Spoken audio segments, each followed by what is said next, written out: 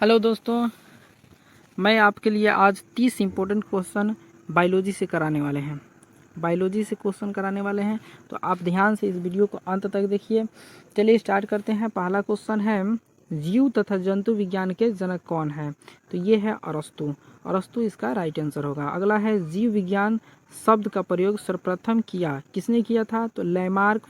ये कहाँ के थे? फ्रांस। और एवं ट्रेविनेस जो थे ये जर्मनी के थे। तो ये दोनों वैज्ञानिक जो थे ये जीव विज्ञान का सर्वप्रथम प्रयोग किए थे। अगला है 3 नंबर क्वेश्चन कर रहा है कि जैव विकास को सर्वप्रथम समझाया किसने था?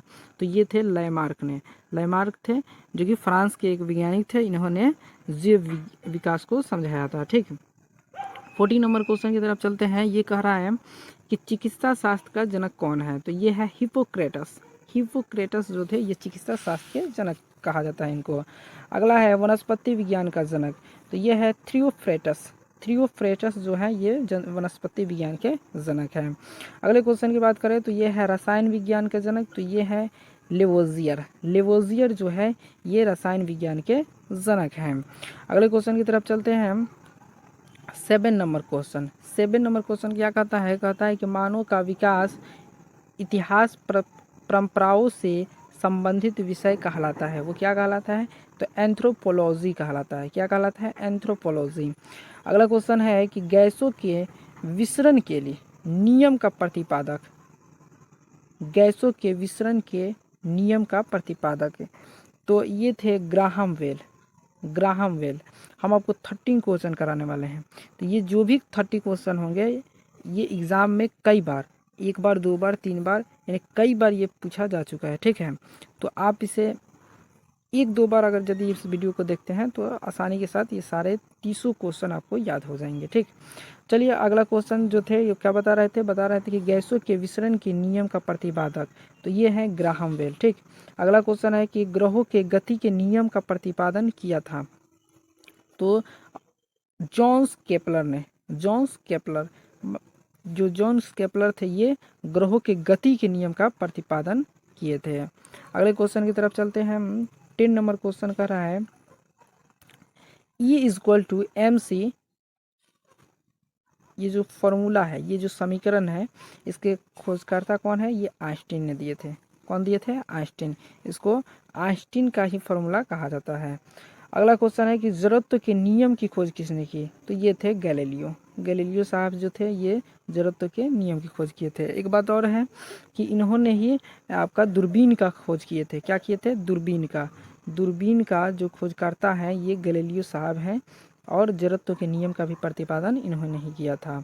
अगला क्वेश्चन है वो है आपका 12 नंबर क्वेश्चन है कि गुरुत्वाकर्षण के नियम का प्रतिपादक है। ये है न्यूटन।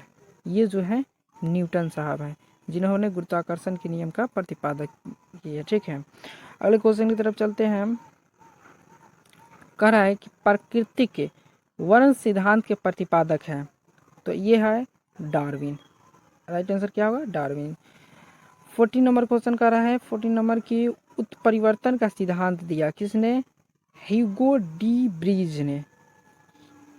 ह्यूगो डी ब्रीज ने उत्परिवर्तन का सिद्धांत दिया। अगला है नेचुरल सेलेक्शन का सिद्धांत दिया था। ये थे डार्विन ने। किसने दिया था? डार्विन ने। विकास के सिद्धांत का प्रतिपादन किया। विकास के सिद्धांत का प्रतिपादन ये थे Charles Darwin.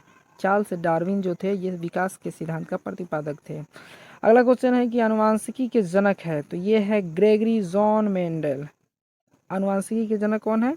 Gregory John Mendel. अगला क्वेश्चन है कि मेंडल ने अपने प्रयोग के लिए चयन किया था किसका? तो मटर के पौधे। मटर के जो पौधे थे इसी का प्रयोग किए थे। कौन? मेंडल किए थे। मेंडल। अगले क्वेश्चन है 90 नंबर क्वेश्चन कह रहा है कि आनुवांशिकता के विज्ञान को आनुवांशिकी जेनेटिक्स कहा था किसने? डब्ल्यू वाटसन ने। किसने कहा था? डब्ल्यू वाटसन ने, जो कि इन्होंने कहा था। क्या कहा था? कि आनुवंशिकता विज्ञान को क्या कहा था? आनुवांशिकी कहे थे। ठीक। अगला क्वेश्चन है 20 नंबर क्वेश्चन है कि आनुवांशिकी उत्परिवर्तन होता है। तो ये है क्रोमोसोम में। क्या होता है? क्रोमोसोम आपका राइट आंसर होगा। अगला क्वेश्चन है सर्वप्रथम जीन शब्द का प्रयोग किया। जीन शब्द का बात किया है तो ये जोहानसन। और जोहानसन इन्हीं के नाम से जीन शब्द निकला हुआ है। ठीक है, चलिए अगले क्वेश्चन की तरफ चलते हैं। ये है 22 नंबर क्वेश्चन, कह रहा है कि जीन अवस्थित होते हैं, यानी कहाँ पर अवस्थित होते हैं, तो ये गुणसूत्रों में अवस्थित होते हैं। कहाँ होते हैं? गुणसूत्रों में। अगला क्वेश्चन है, एक जीन एक एंजाइम सिद्धांत को प्रतिपादित किया था।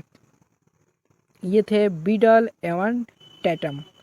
टैटम ने एक जीन एक एंजाइम सिद्धांत का प्रतिपादन किया।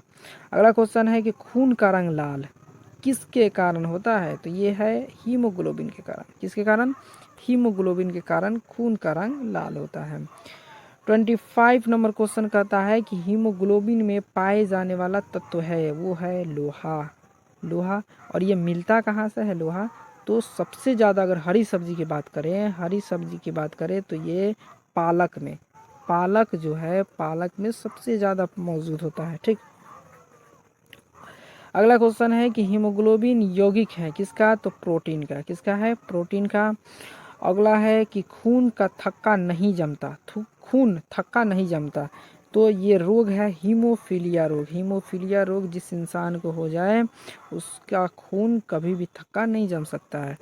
अगले क्वेश्चन की तरफ चलते हैं। ये 28 नंबर क्वेश्चन है, कह रहा है कि शरीर के अंदर रक्त को जमने से रोकता है, तो हिपैरिन नामक प्रोटीन। हिपैरिन नामक जो प्रोटीन है ये शरीर के अंदर रक्त को जमने से रोकता है, नहीं तो जम ही जाता है। ठीक, अगला क्वेश्चन है कि हिपैरिन नामक प्रोटीन का उत्पादन होता है, ये कहाँ होता है? यकृत में होता है।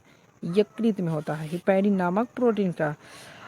और ये लास्ट क्वेश्चन 30 नंबर क्वेश्चन कह रहा है कि रक्त का अध्ययन कहलाता है। रक्त का अध्ययन, तो हेमाटोलॉजी। हेमाटोलॉजी जो है रक्त का अध्ययन कहलाता है।